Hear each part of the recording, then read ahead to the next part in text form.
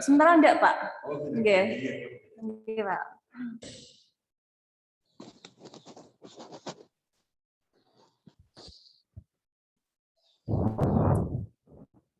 Oke, kita mulai ya. Saya ulangi lagi. Assalamualaikum warahmatullahi wabarakatuh.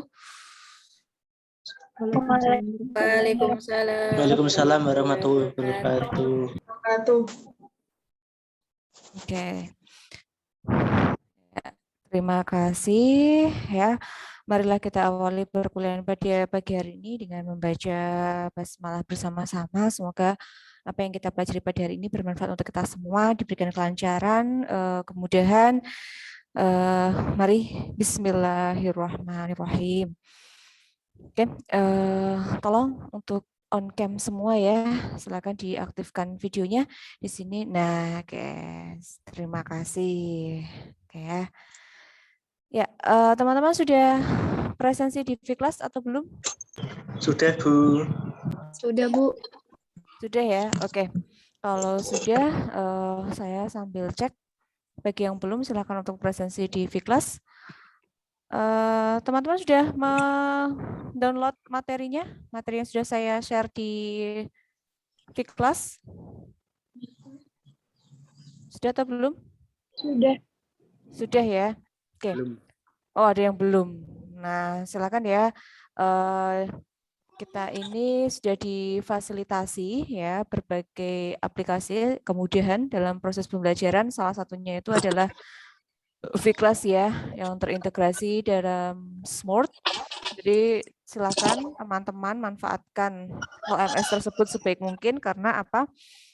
Di situ ada beberapa fitur diantaranya ya absen teman-teman, kemudian materi, ada juga tugas. Nah, teman-teman nanti bisa lihat di Vclass kalian masing-masing antara dosen dan mahasiswa ada beberapa perbedaan ya. Jadi saya tidak bisa menampilkan bentuk punyanya saya ya.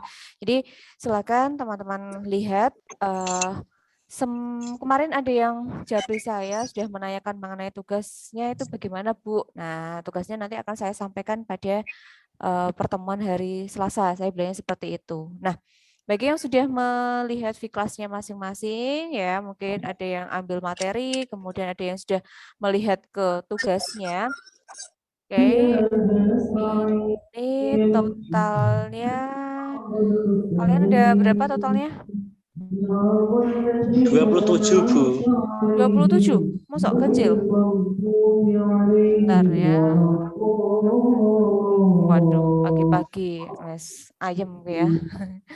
Ya, betul ya. Ternyata ada 27. 27 ini ada yang belum presensi, yakni Tiara, kemudian Auliani, Nur Ayu Herdinah, dan Zuhrotin Adillah. Oke ya, itu yang beberapa mahasiswa yang belum presensi. Mohon dikurangi sedikit ya volumenya ya, yang ada murotal ini, selawatan. Nah, oke ya, dikurangi sedikit aja ya, karena nanti suaranya atau konsentrasi kita terbagi ya. Oke, ada 27, berarti kalau tidak salah saya bentuk kelompoknya itu 9 kelompok ya, masing-masing ada 3, kalau tidak salah ya, nanti silakan cek di Vclass-nya. Tugasnya bagaimana sih Bu? Tugasnya nanti secara kelompok, berkaitan dengan materi pada hari ini, ya. Untuk pengelompokannya saya serahkan kepada komtingnya. Komting mungkin dibantu dengan beberapa teman ya. Dibantu, disusun, kemudian setelah terbentuk kelompok silakan kalian segera menghubungi kelompoknya masing-masing. Kelompoknya segera dihubungi.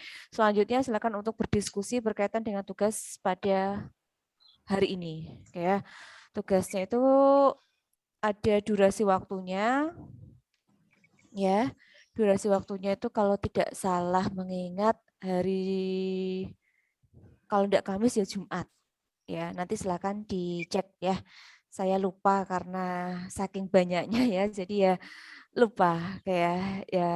Kemudian tugasnya tentang apa sih? Tugasnya itu berkaitan dengan ragam bahasa. Ragam bahasa nanti kita akan mempelajari ada 4 jenis ragam bahasa.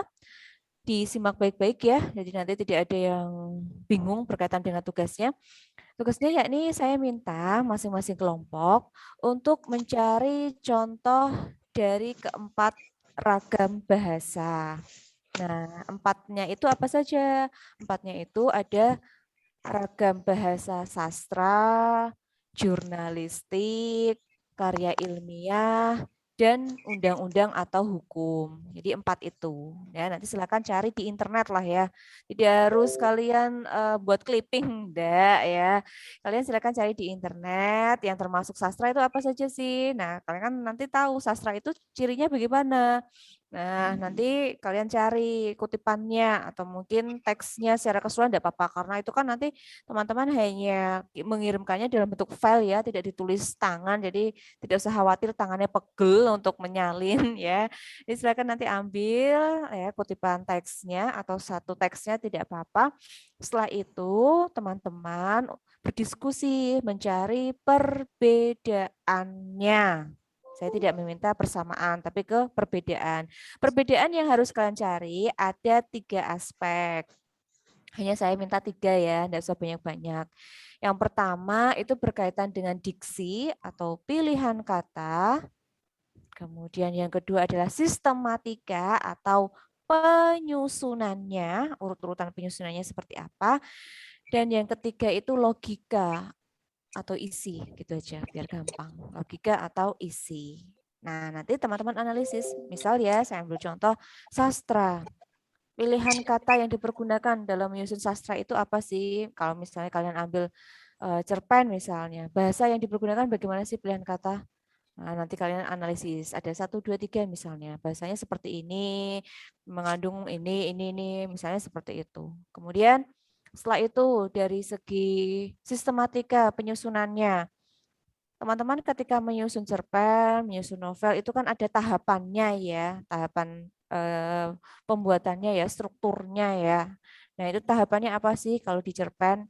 Nah misalnya yang pertama ada pengenalan, kedua apa, ketiga apa, kelima apa, misal ya. Kemudian yang terakhir dari segi isi, isinya bagaimana sih? Isi dari cerpen itu tentang apa toh? Kalian berikan sedikit aja gambarannya. Ya misalnya cerpen yang berjudul ini mengisahkan tentang kehidupan seorang ini apa misalnya. Udah selesai. Nanti kembali lagi ke jurnalistik. Nah, jurnalistik contohnya apa misalnya, bahasanya bagaimana, penyusunan jurnalistik. Contoh dari jurnalistik itu apa? Misalnya berita. Kalau kita menyusun berita, sistematikanya harus bagaimana? Kan ada aturannya ya di SMA, SMK atau MA kan ada ya struktur berita. Nah itu apa saja? Terdiri atas apa saja? Kemudian isi beritanya bagaimana?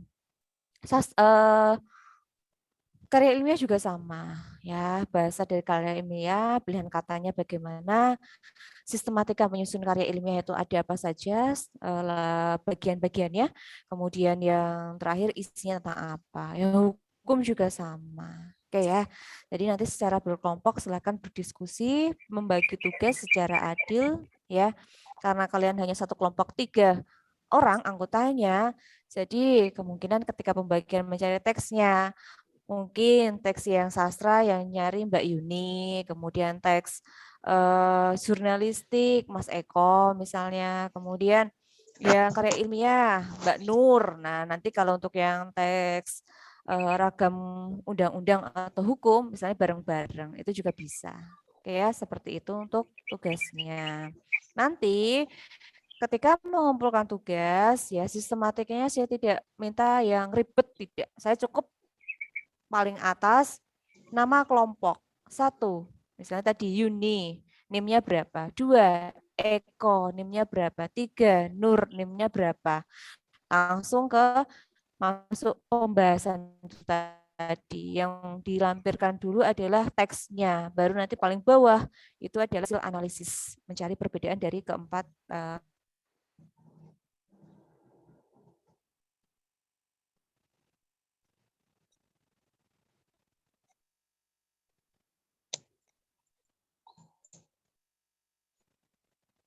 pental sendiri. Mohon maaf. Oke. Itu ya berkaitan dengan tugasnya. Nanti yang mengumpulkan siapa? Yang mengumpulkan tidak semua anggota, cukup perwakilannya saja. Misalnya, dari tadi kan misalnya kelompoknya ada Ana, Nur, sama Eko misalnya. Cukup yang mengumpulkan hanya si Eko. Gitu ya. Jadi perwakilannya saja. Oke, bisa mendengar suara saya? Bisa, Bu. Bisa mendengar suara saya? Bisa, Bu. Bisa, Bisa, Bu. Bu. Bisa ya. Ini koneksinya. Oke, ntar saya tak ganti.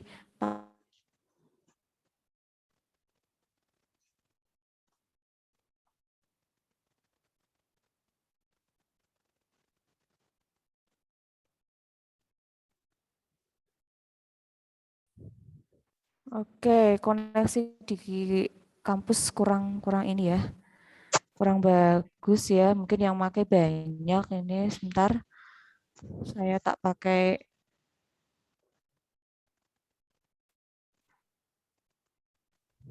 Oke.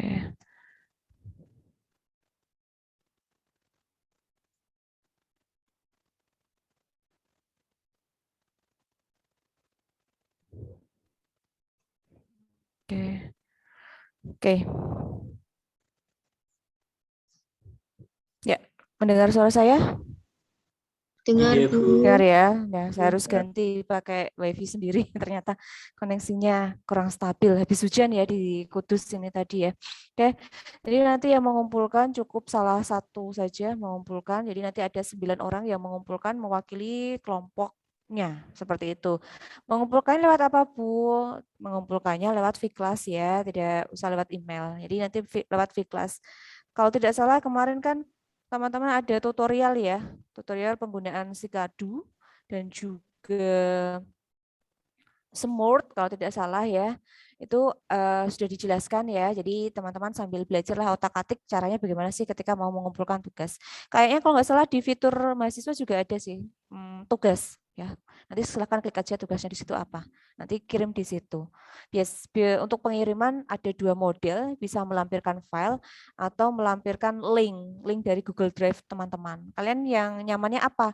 Kalau saya nyamannya file saja Bu, karena belum pernah ngirim lewat Google Drive misalnya, ya enggak apa-apa, lewat file saja.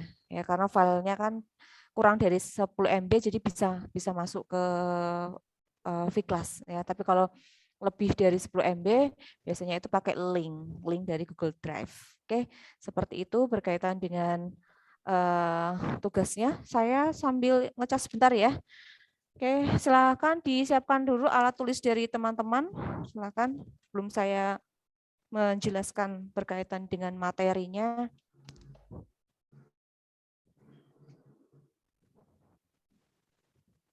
Oke. Oke, saya izin share screen. Ya, gimana? Sudah terlihat? Sudah. Terlihat. Ya, terlihat ya. Oke. Oke ya, jadi hari ini kita akan membahas mengenai ragam bahasa Indonesia. Oke, saya perkecil sedikit. Oke, ragam bahasa Indonesia. Nanti ada 2 hal yang akan kita bahas. Yang pertama berkaitan dengan pengertian, yang kedua berkaitan dengan jenisnya. Ya, kita harus tahu dulu apa sih yang dinamakan dengan ragam bahasa, baru nanti kita menjabarkan jenis-jenisnya itu apa saja. Kalau untuk jenis tadi kita sudah pemanasan di awal ya, ada 4 ya, 4 jenis ragam bahasa. Meskipun saya yakin teman-teman ketika saya minta untuk menyebutkan jenis ragam bahasa pasti menyebutkannya banyak. Nah, nanti keempat yang Ibu sebutkan itu berdasarkan apa sih? Kenapa Bu Suci hanya melampirkan 4 saja? Padahal ragam bahasa kan ada banyak sekali ya. Oke, yang pertama berkaitan dengan pengertian. Ragam. Ragam itu sinonimnya apa? Sinonimnya. Ragam? Macam. Macam. Macam, Bu. Ya, macam-macam. Selain macam-macam apa lagi? Beraneka. Jenis-jenis. Terus apa lagi? Tadi ada suara. Apa? Oke ya. Jadi diwakili 2 suara tadi menyebutkan ragam itu sinonimnya adalah jenis. Sinonimnya adalah macam-macam. Oke ya.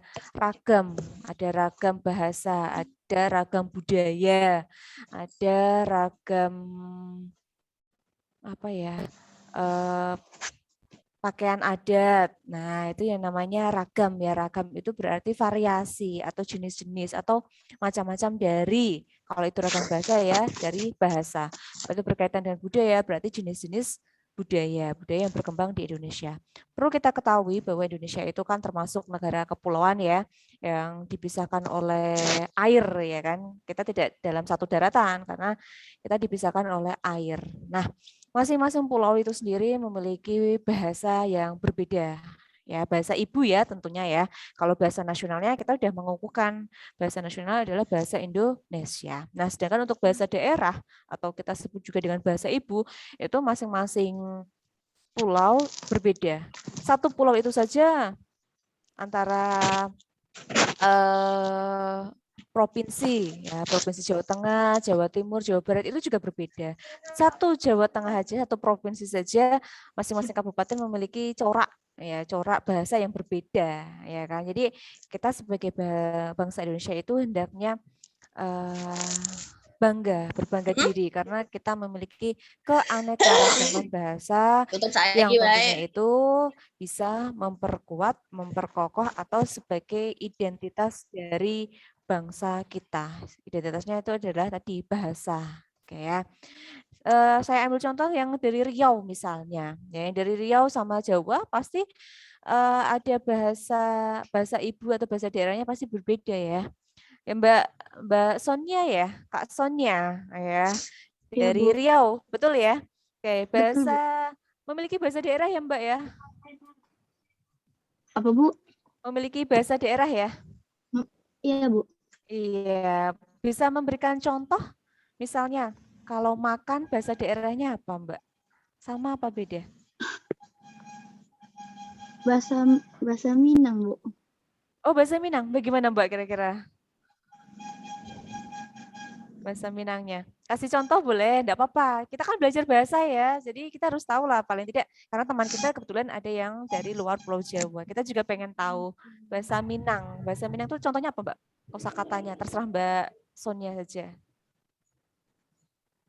Hmm, Apa?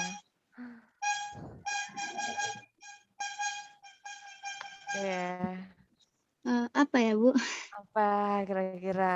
Kayak kalau orang Jawa mau kata makan bahasa Jawa atau bahasa ibunya kan ada beberapa versi ya, tingkatan ya, ada dahar, ada maem itu sendiri. Tentu saja penggunaannya berbeda. Ya, kalau dahar itu kan untuk orang yang lebih tua, kromo inggil ya. Nah, mungkin Sonia lain waktu bisa ya memberikan contoh bahasa Minangnya.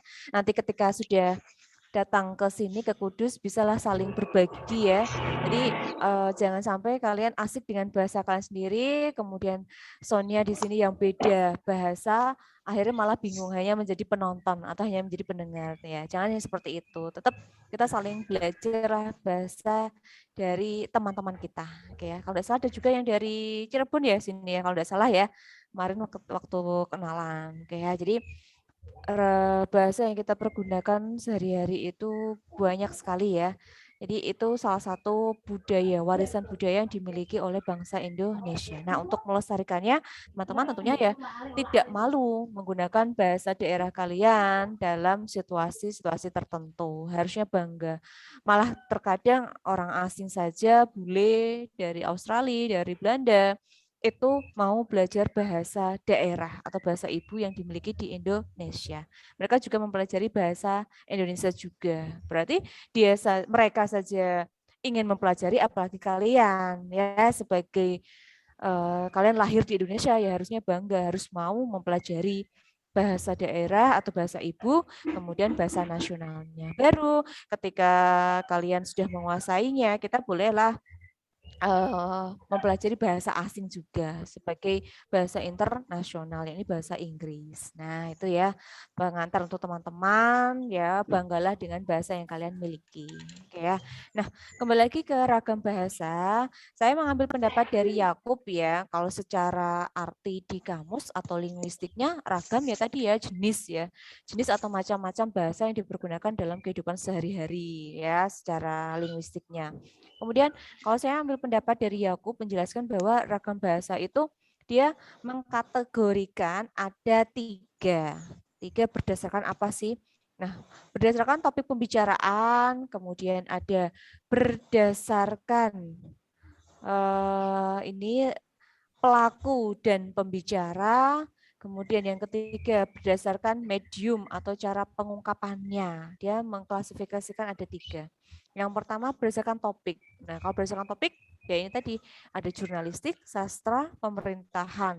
Ya, tambahin satu tadi yang karya ilmiah, ya kan? Karya ilmiah. Kemudian kalau berdasarkan pelakunya, ya itu ada situasi formal atau informal. Situasi formal itu situasi yang bagaimana, Mbak? Formal?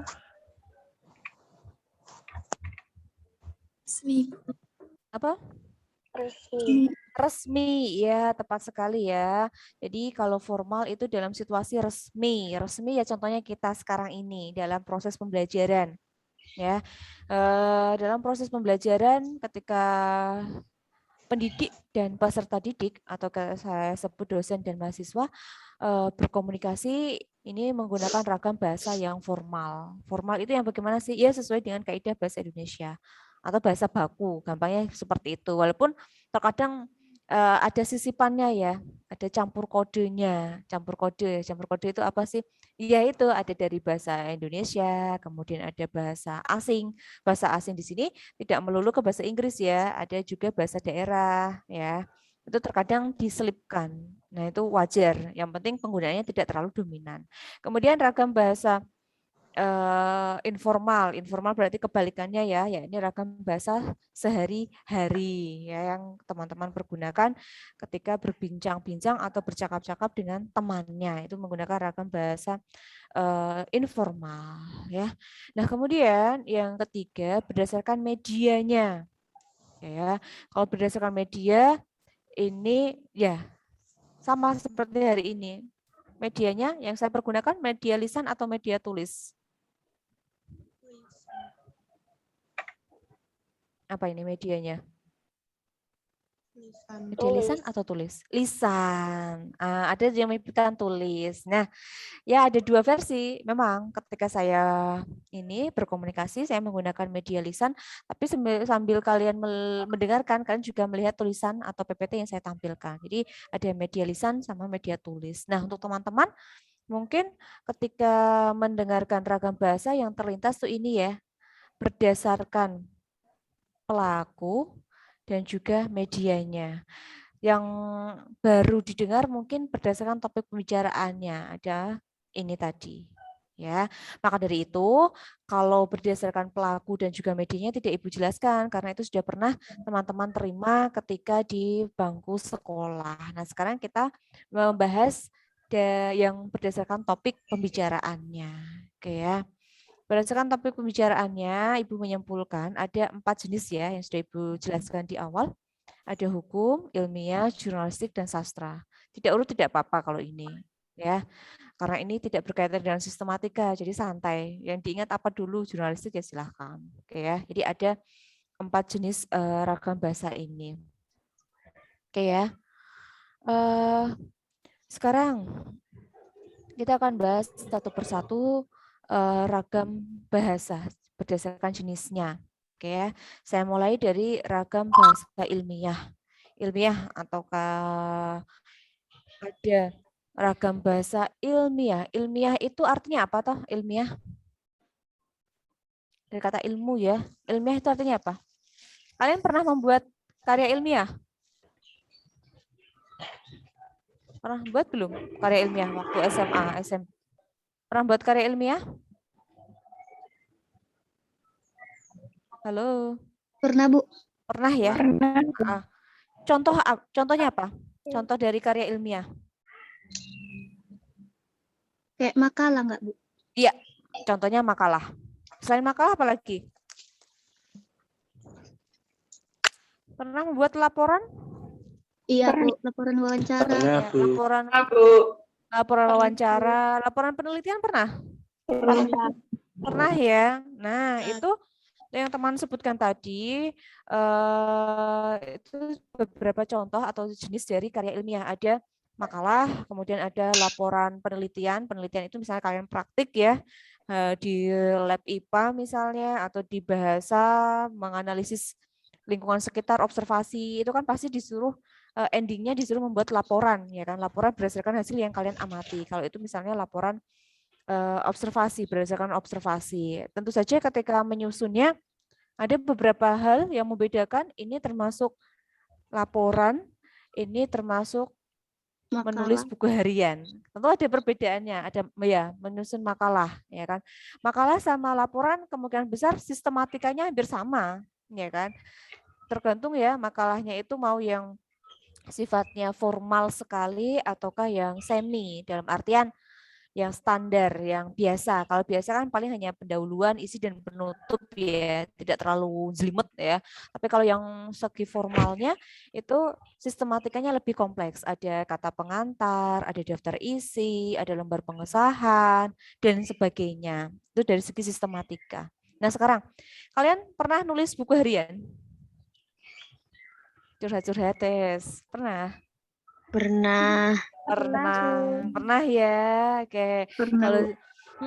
ada sedikit cerita ya. Saya sambil minum sebentar ya, haus sebentar ya. Iya, Bu. Iya, Bu.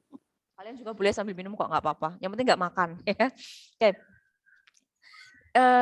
Kalau zamannya saya dulu ketika SMP menulis buku harian itu sesuatu yang masih viral ya. Bacaan sekarang viral ya.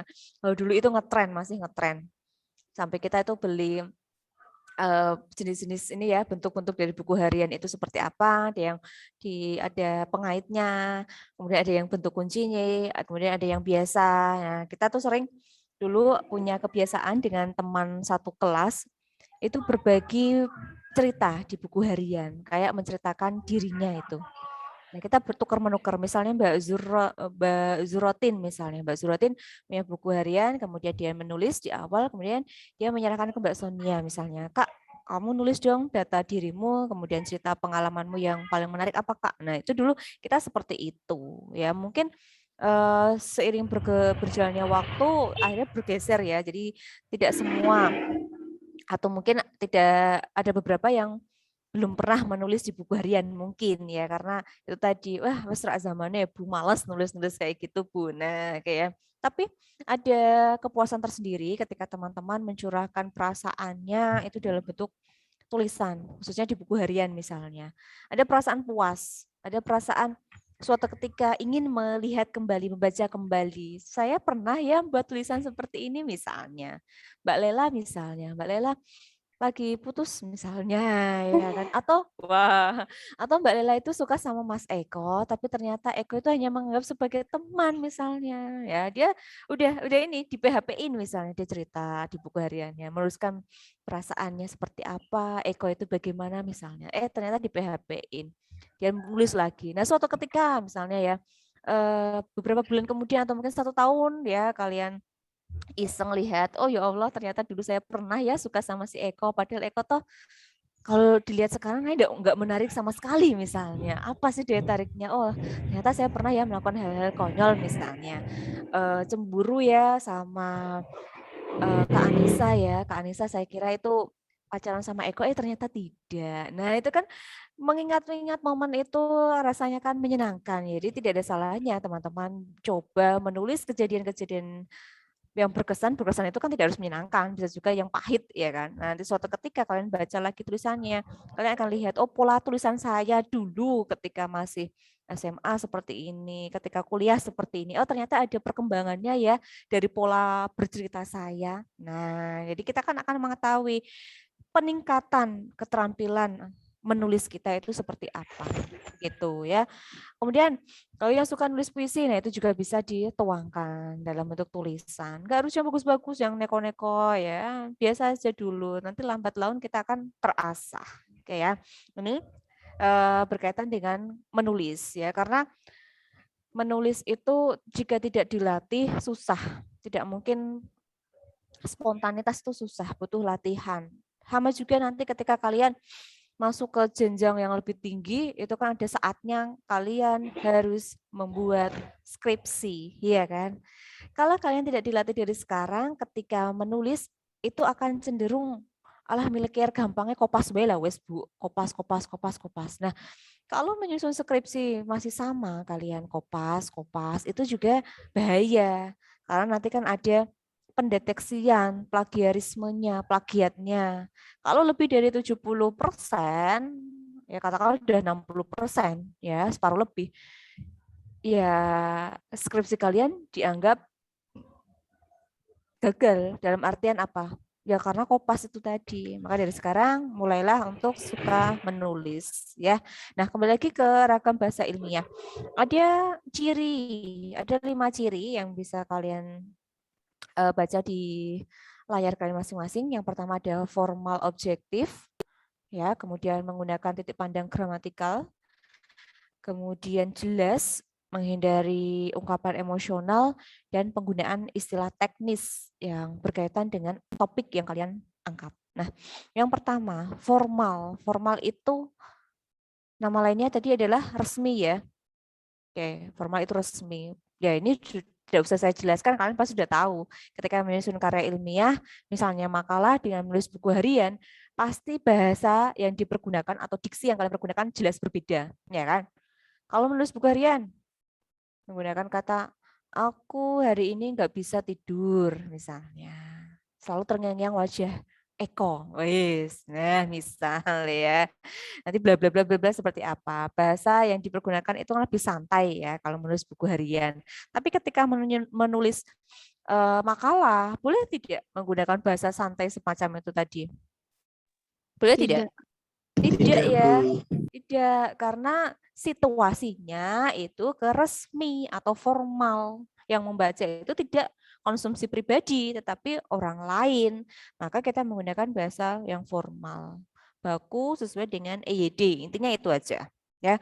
Kemudian yang kedua, titik pandang gramatikal yang konsisten. Nah, kalau di bahasa Inggris ada istilah grammar, ya, struktur bahasa.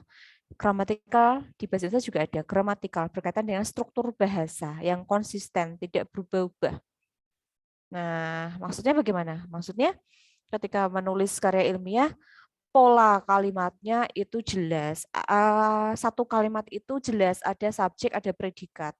Kalaupun objek, keterangan, pelengkap itu kan hanya penambahnya ya. Yang harus muncul itu adalah S dan P-nya. Harus muncul, ya kan?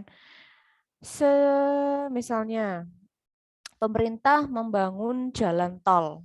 Nah, itu kalau kita preteli grammarnya kan ada subjeknya, ada predikatnya, ya kan? Kemudian ada objeknya ya kan? Nah, saya menggarisbawahi dulu teman-teman ketika menyusun kalimat polanya itu tidak harus SPOK ya. Nah, kalau teman-teman pas sekolah mesti sendeleng nek kan kalimat, buatlah kalimat dengan pola atau apa misalnya mesti SPOK tidak boleh dibalik kok.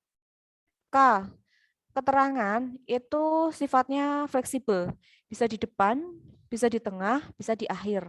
Kalau nggak percaya nanti coba buktikan membuat kalimat. Pasti dia itu letaknya bisa di mana saja terserah dia. Ya, jadi polanya tidak harus SPOK, bisa KSP, SPPL, atau mungkin SPK, atau mungkin SKP misalnya. Itu dia letaknya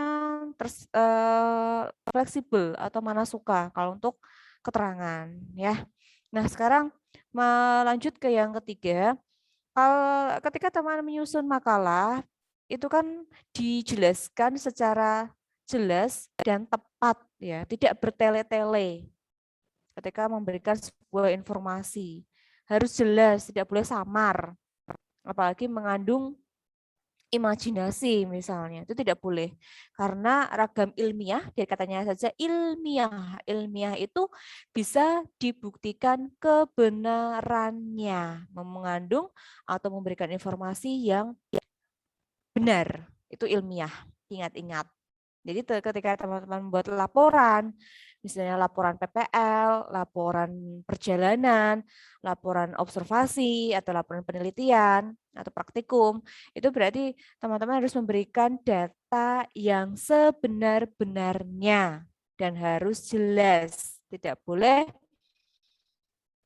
mengada-ada. Mengada-ada itu bagaimana? Tidak ada terus dimunculkan.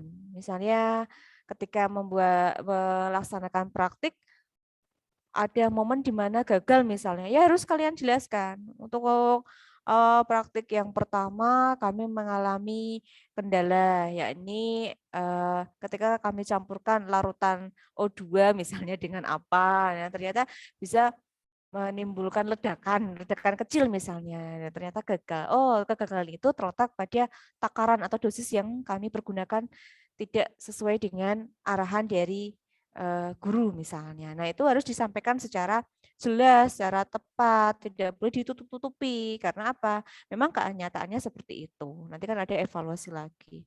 Kemudian karena kita menyusun karya ilmiah, ya tidak boleh ada ungkapan perasaan, ya, ungkapan perasaan kecuali kalau sastra nanti. Jadi ragam bahasa ilmiah itu bisa kita simpulkan kebalikannya atau antonim dari sastra nanti, ya. Jadi tidak ada ungkapan emosional, tidak boleh ada ungkapan perasaannya. Ketika saya menyusun laporan ini diliputi perasaan atau kami merasa was-was karena takut jika gagal. Nah, itu tidak boleh seperti itu. Ini bukan sesi menulis buku harian ya atau menulis puisi, cerita ya. Jadi tidak ada ungkapan emosionalnya. Dan yang terakhir ini menggunakan istilah teknis yang berkaitan dengan topik. Misalnya ya sama-sama ada kata injeksi ya, injeksi. Antara bidang kedokteran dengan bidang pendidikan, dalam arti ini adalah bahasa Inggris, bahasa asing, kemudian di bidang otomotif, ketiga kata injeksi ini memiliki makna yang berbeda. Ya kan? Kalau istilah kedokteran, injeksi itu artinya apa? Suntik. Ya kan? Kalau di istilah otomotif, injeksi artinya apa? Sencahana lanang ki sing paham. Injeksi artinya apa? Eko, Danang, siapa lagi ya cowoknya? Ini yang tampak di layar saya tuh Eko sama Danang ya, itu yang saya panggil. Kemudian sebelum lagi Adek. Injeksi kalau di istilah otomotif apa?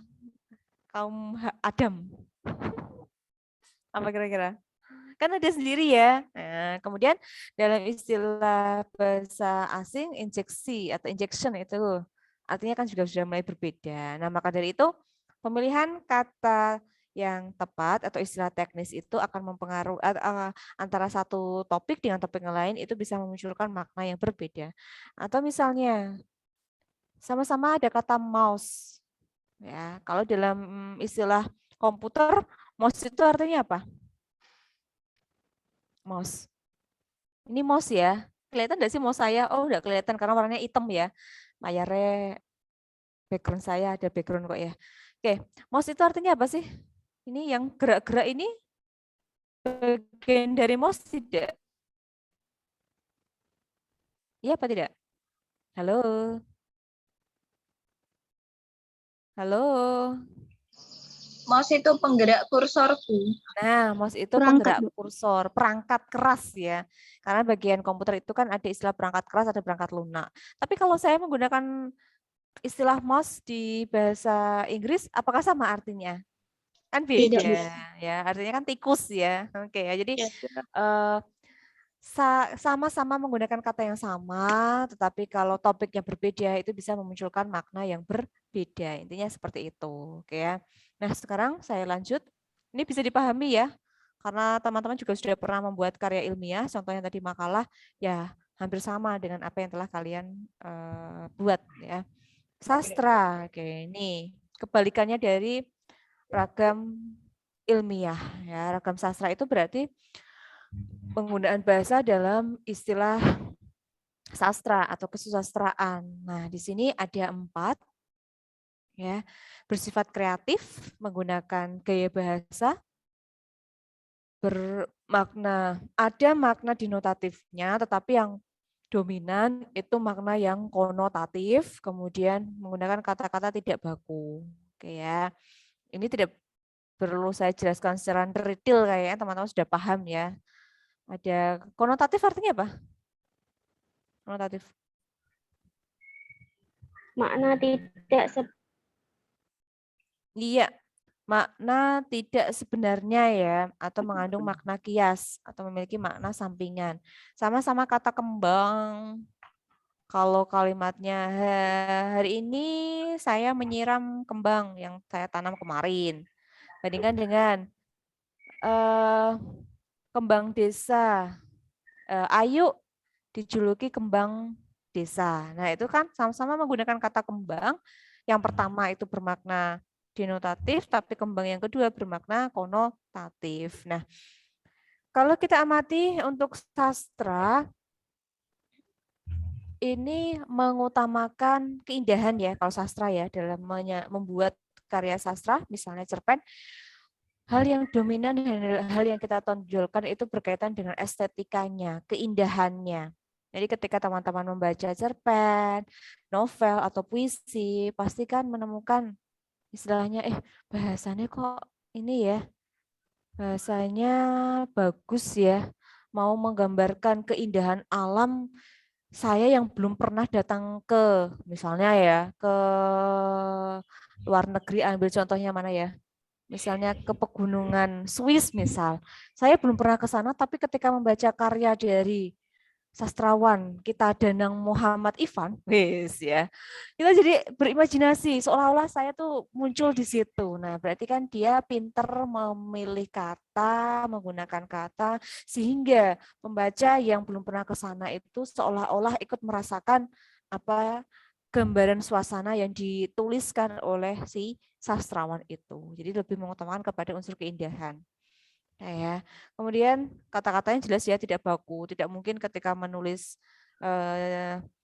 karya sastra misalnya cerpen menggunakan bahasa formal kayak menulis surat surat dinas kan ya nanti kaku jadinya ya kan, karena apa? Karena di sini penonjolannya kepada unsur keindahannya, oke ya. Jadi tidak usah saya jelaskan secara gamblang, teman-teman sudah paham.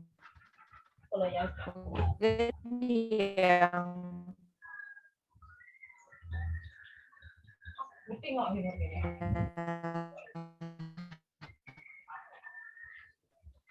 jurnalistik ya.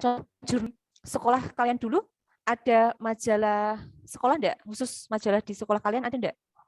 Ada, Bu. Ada, Bu. Ada, Bu. Ada. Ada, Bu. Ada.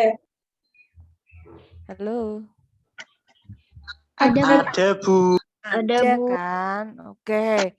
Kadang di sekolah-sekolah tertentu itu kan mempunyai kayak ekstrakurikulernya itu sebagai jurnalistik ya, membuat berita yang disusun, dikumpulkan dalam sebuah majalah. Bisa menceritakan tentang kehidupan sekolah pada waktu itu, ada momen apa, atau mungkin beritanya itu seputar berita yang ada di luar sekolah. Itu biasanya kan seperti itu. Nah, ragam jurnalistik. Nah, yang pernah membuat berita pasti sudah tidak asing dengan bahasa yang harus kalian pergunakan ketika menulis berita. Saya ambil contohnya adalah koran ya, berita saja. Berita kan ada elektronik, ada non elektronik, ya. Bahasa yang harus kalian sampaikan ketika membuat ragam jurnalistik itu adalah komunikatif. Komunikatif artinya dari kata komunikasi, artinya apa? Apa kira-kira artinya komunikatif? Kita sedang melaksanakan komunikasi enggak hari ini? Ya atau Dapat tidak? dipahami. Iya, Bu. Iya, berarti komunikasi artinya apa?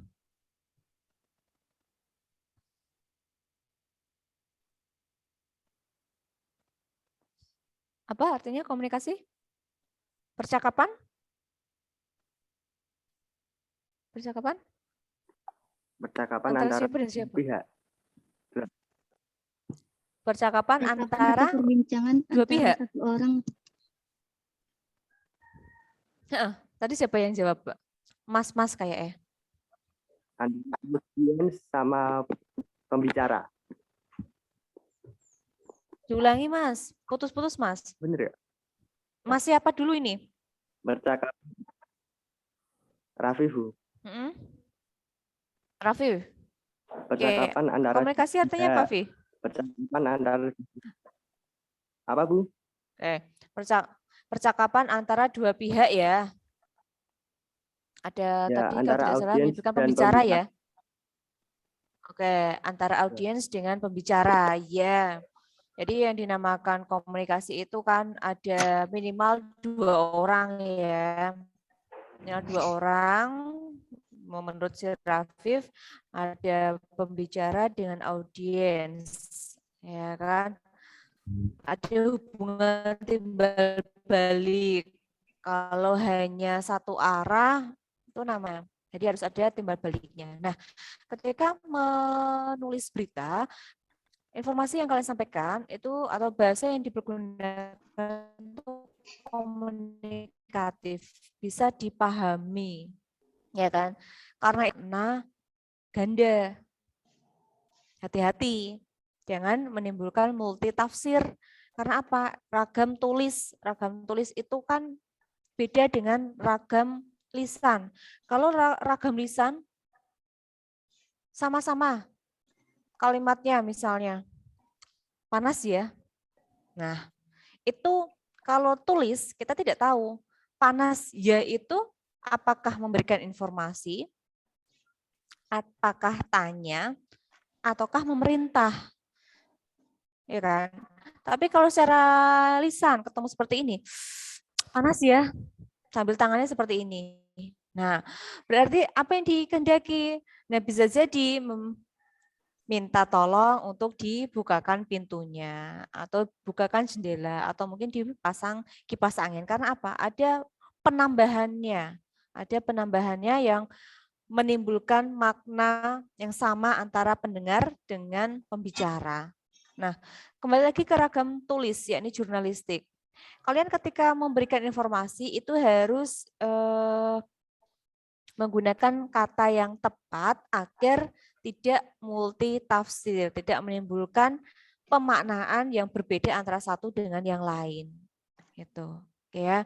Kemudian yang kedua, bahasa yang dipilih itu sederhana. Sederhana bisa dipahami oleh masyarakat, ya kan?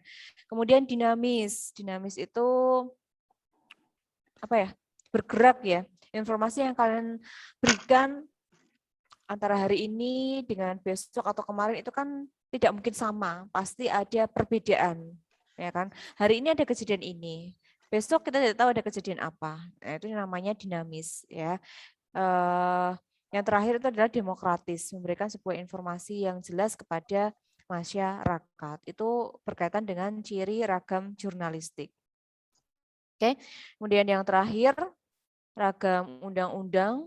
Kalau ragam undang-undang sih gampang ya, cirinya saja sudah kelihatan. Ya, ada menjaga akurasi makna, menggunakan konsederan dan menggunakan istilah khusus hanya dalam bidang hukum. Oke ya, menjaga akurasi makna. Akurat itu artinya apa? Akurat dalam kamus terpercaya. Oke ya. Kalau konsederan, istilah-istilah yang hanya muncul di bidang hukum ya, konsideran itu kata-kata yang sering dipergunakan. Contohnya ini, peraturan perundangan misalnya, peraturan pemerintah nomor sekian tahun sekian, atau mungkin surat keputusan ya yang gampang ya, surat keputusan.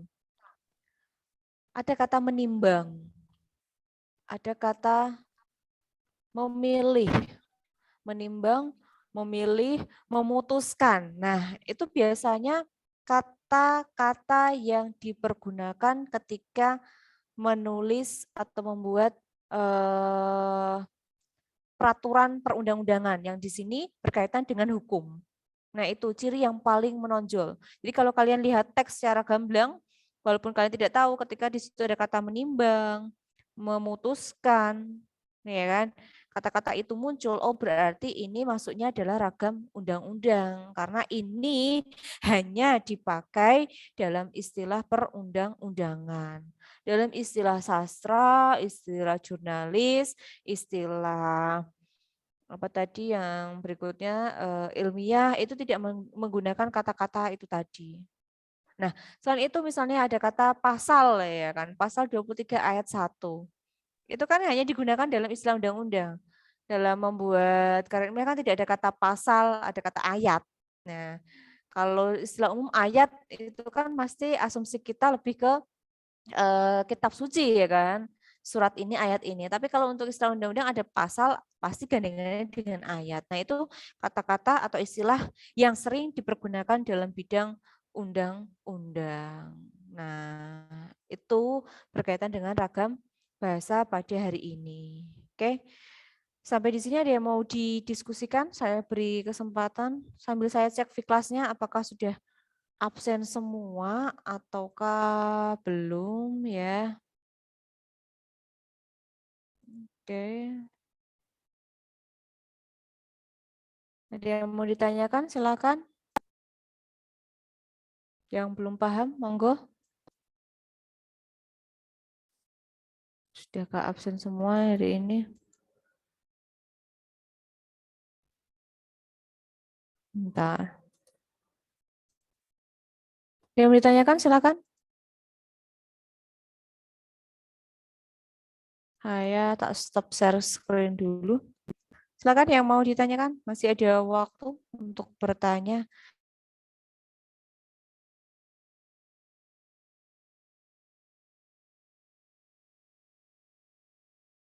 Nah, silakan yang mau tanya. Ini udah lengkap ya, udah hadir semua. Videonya dimatikan semua ya ini? Halo? Hidup, Bu. Hidup, Bu. Hidup ya? Oh berarti sinyal saya ya. Tadi pagi itu ada momen yang unik ya. Ketika saya berangkat kerja dari rumah itu panas ya. Sampai di Desa Karangsambung gerimis sedikit-sedikit. Nah, sampai di UMK, perempatan UMK ketika saya mau belok lampu merah itu ternyata basah ya. Jalannya itu basah. Oh, ternyata Kudus sebelah timur tadi pagi itu hujan deras. Tapi untuk wilayah Kudus Barat ada Jepara dan sebagainya itu panas, kondisinya panas. Sama ketika kemarin pas saya mau pulang, di sini udah hujan, gerimis ya lumayan ya. Tapi saya ketika perjalanan menuju ke barat, itu panasnya minta ampun, tidak ada hujan ya. Jadi seringnya itu ada perbedaan ya, perbedaan iklim ya, padahal berdampingan ya. Jadi separuh panas, separuh hujan. Jadi unik ya. Oke, silakan bertanya. Nanti ketika mengerjakan tugas baru tanya. Silakan. Bu, saya mau bertanya, Bu. Bu, apakah kerjasama dimulai dari hari ini, Bu? Ya, terima kasih atas pertanyaannya.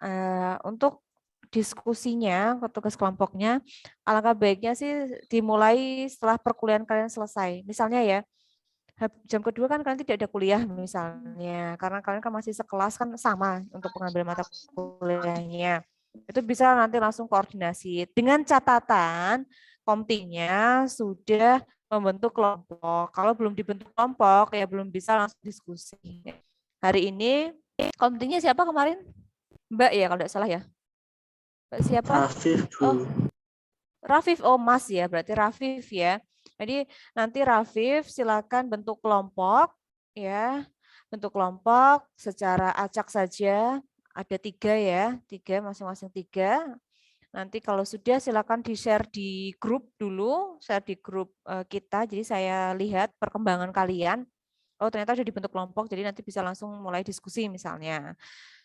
Kemudian setelah dibentuk kelompok, silakan masing-masing kelompok itu menghubungi timnya. Diskusi. Diskusinya kan kalau yang jauh bisa lewat Google Meet ya. Bisa ya buat link di Google Meet untuk diskusi? Bisa teman-teman? Bisa, Bu. Oke, bisa ya, karena ada kelas sebelah itu kemarin saya minta tolong dibuatkan linknya itu bingung ya, sing iso hanya beberapa yang bisa, terus akhirnya dia yang ngalahin buat ya. Jadi nanti bisa sambung ke Meet, karena kalau Meet kan tidak ada batasan waktu ya. Kalau pakai Zoom itu jika belum berlisensi kan 40 menit mati ya kan. Jadi pakai Meet saja tidak apa-apa. Nanti silakan diskusi lewat Meet, pembagian kelompoknya, atau kalau tidak perlu lah Bu pakai Meet, misalnya cukup di WA saja, di Japri. Kalau di Japri itu kan kesulitannya ya akhirnya ini ya, harus ngomong satu-satu, nanti ada masukan. Alangkah enaknya sih pakai Meet ya kalau menurut saya ya.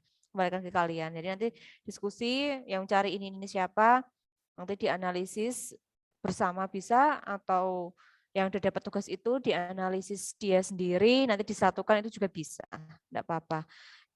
Gitu untuk tugasnya. Jadi hari ini Komting bentuk kelompok, selanjutnya masing-masing kelompok mulai berdiskusi.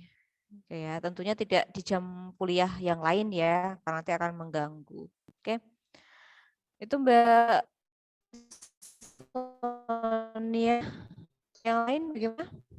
Ya Bu, makasih banyak Bu. Ya, sama-sama. Yang lain silakan.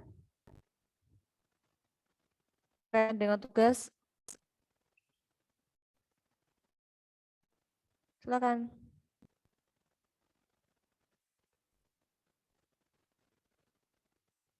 Ayo, silakan. Sudah cukup? Paham? Paham atau belum? Halo. Paham, Bu. Wah, diwakili Danang tok ya. Yes. Wakil kan memang satu, Bu ya. Kayak Danang, kayak kalau paham, saya singgung untuk materi minggu depan. Oh ya, sebentar. Saya jadi ingat. Insya Allah untuk blended-nya saya mulai setelah tanggal 23. Kita akan ketemu, ini hari Selasa ya. Minggu depan masih online dulu ya, masih online.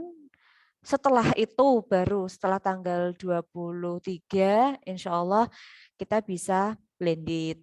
Nah, saya mau tanya sama teman-teman. Karena untuk blended itu kan dibatasi ya pesertanya ya, hanya separuh. Separuhnya nanti online. Yang sudah vaksin di sini siapa saja? Kira-kira sudah ada separuh belum yang vaksin untuk kelas ini? Dari 27 paling tidak ya. 27 bagi 2 itu berapa sih? 13-an ya. Sudah ada 13 mahasiswa yang divaksin? Kelas ini sudah vaksin semua? Atau ada yang belum? Ada yang belum, Bu. Oke, ada yang belum. Tapi udah ada setengah Bu. Udah ada setengah ya? Oke, nah gini. Bagi yang belum, saya udah nge-share di grup kalian ya. Yang ada vaksinasi. Tanggal berapa ya? 15 kalau tidak salah ya. Oke. Kita lihat dulu, oke.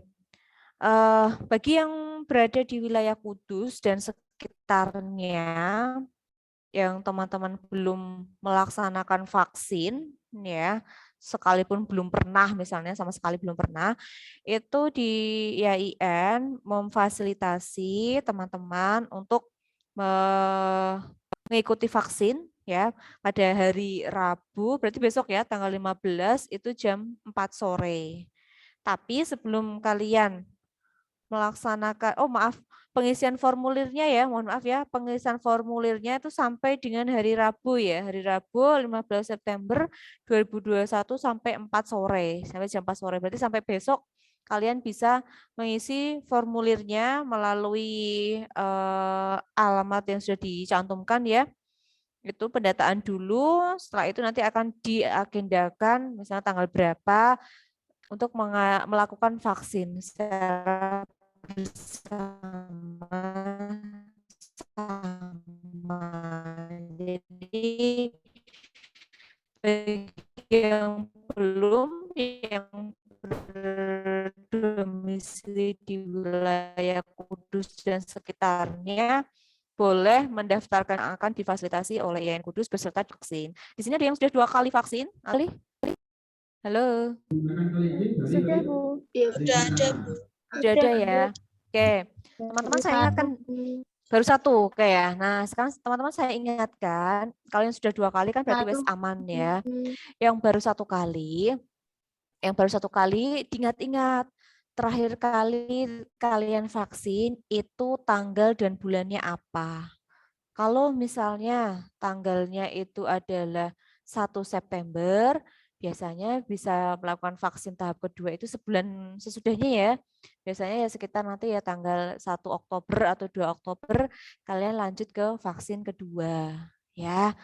Tidak usah takut untuk teman-teman nanti sebelum divaksin itu biasanya kan dicek dulu ya kesehatan badan kita ya. Tensi kita berapa, suhu badan kita berapa. Jika tensi kita itu di atas normal, misalnya 140 misal, 140/90, atau suhu badan kita di atas 36, misalnya 37 atau 38, itu tidak akan divaksin. Karena apa? Suhunya belum normal, tensinya belum normal. Jadi tidak usah khawatir. Nanti dikasih waktu misalnya 1 minggu lagi atau berapa hari sambil dikasih obat misalnya penurun panas, kalau itu tensi tinggi ada penurun tensi. Jadi tidak usah khawatir. Kalian harus menjelaskan benar-benar keluhan kalian. Ojo ono sing ditutupi. Jangan ada dusta di antara kalian ya kan. Jadi kalau merasa lagi flu atau apa ya ngomong apa adanya. Aduh saya kok sedang flu ya Bu, ini kepala agak pusing. Nanti kan ditensi juga kan dicek. Oh iya, kalau kondisi tidak memungkinkan tidak akan divaksin ya karena apa? Ya karena kondisi badan tidak fit. Kalau tidak fit kan justru akan berimbas ke sebaliknya. Jadi kalian nanti sampaikan keluhan kalian itu apa. Kalau merasa badannya memang enak, nggak ada masalah ya enggak apa-apa divaksin. Enggak masalah kok, enggak sakit kok ya. Kayak ya disuntik biasa sih ya. Jadi imbasnya atau efeknya kan masing-masing berbeda-beda. Kalau saya yang pernah saya ceritakan dulu, efeknya dari vaksin 1 dan 2 itu lapar. Jadi makan habis vaksin tuh langsung aduh kok pengen makan ya, langsunglah cari apa, misalnya bakso atau apa waktu itu ya kan. Kalau di Kudus ada lentok ya belinya lentok kayak gitu langsung makan di situ ya. Jadi tidak usah takut untuk vaksin ya. Yang teman-teman sudah pernah vaksin 1 kali wajib melanjutkan ke kedua karena apa? Vaksin 1 itu kan ibaratnya kayak apa ya, saya pemanasan ya, untuk penguatannya ya di tahap kedua. Oke ya. Kalau yang belum pernah berarti nanti silakan teman-teman untuk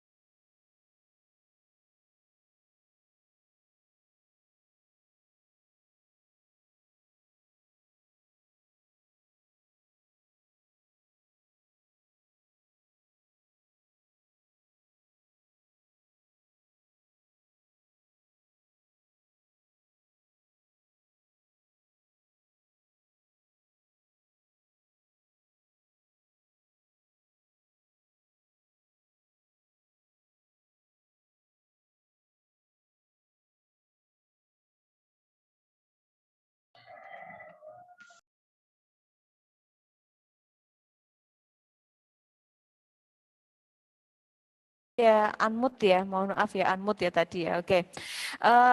Teman-teman sudah mengisi surat keterangan dari orang tua yang memperbolehkan mengikuti perkuliahan secara online offline sudah? Sudah, Bu. Sudah ya. Oke. Saya mau tanya dulu. Di kelas ini yang sudah melaksanakan pembelajaran secara blended mata kuliah apa saja?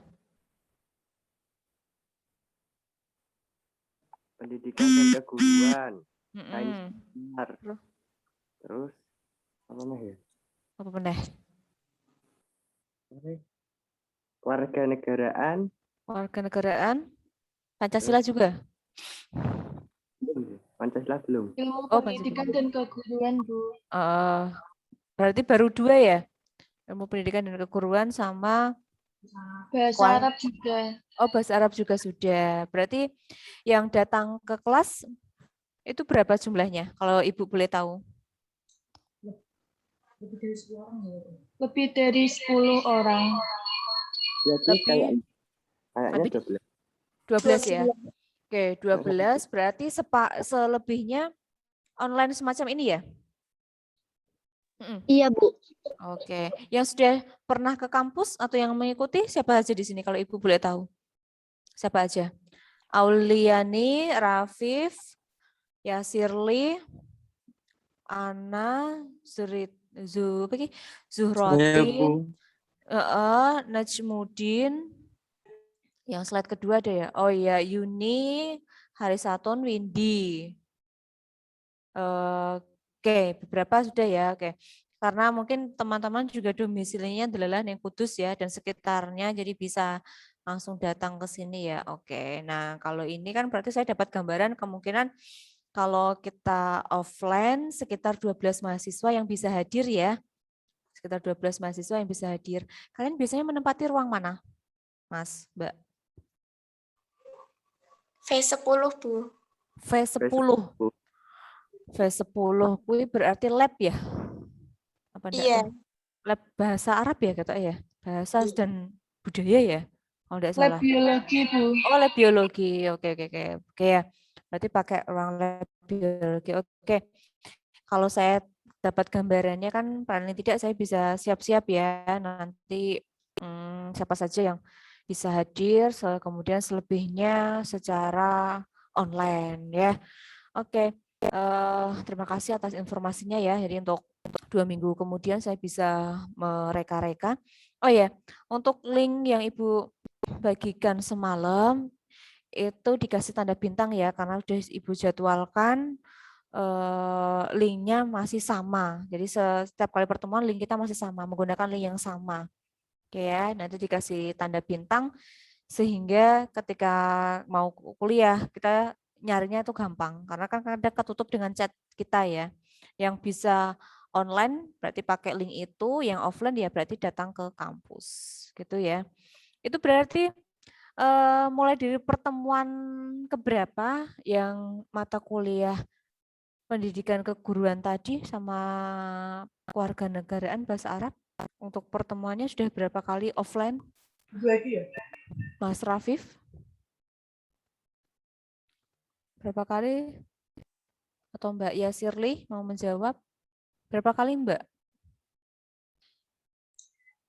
Pertemuan yang kedua kali, Bu. Oh, yang kedua kali ya. Berarti mulai ini kita kan baru pertemuan kedua ya. Iya, Bu. Berarti oke. Berarti mulai dari awal ya sudah bisa melaksanakan secara offline. Oke. Siap. Agak ini ya nanti ya lumayan bagi waktunya ya ketika saya harus online, saya offline ya. Oke, semoga tidak ada masalah untuk kedepannya nanti. Oke. Ya, kita kembali lagi ke materi. Ada yang mau ditanyakan berkaitan dengan materi hari ini atau tugasnya? Karena memang ragam bahasa itu kan hanya sedikit ya. Untuk minggu depan sudah mulai ke ejaan, itu lumayan pembahasannya. Ada yang mau ditanyakan? Silakan saya beri kesempatan. Mau tanya tugas boleh, mau tanya tentang materi juga boleh, silakan. Tugas dikumpulkan ada batasan waktunya ya, saya memberikan batasan waktu ya. Tak cek dulu. Oke, oh ya, tugasnya sampai tanggal 16 ya. 16 kuwi berarti dino apa kuwi? Perpo Kemis ya. Bener.